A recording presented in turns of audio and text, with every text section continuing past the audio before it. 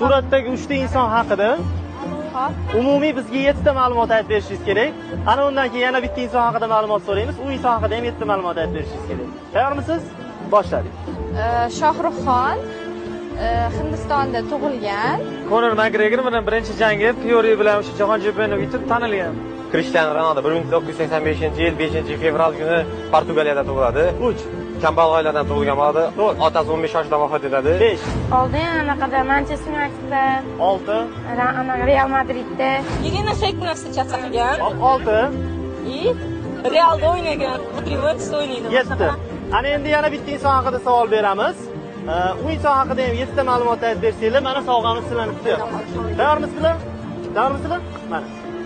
Hop.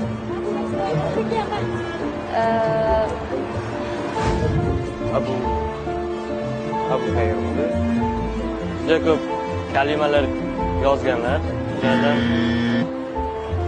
Qulfollarni yozgan, keyin Iqro surasi bor. Yosin suralari juda ko'p yozgan. 99 ta ismlari bor. Uzr ya Rasululloh. Sizni hayotingizda juda ko'p qismidan bexabar bo'lgan bo'lsak uzr. Hammasini o'rganib chiqishligimiz albatta mahol.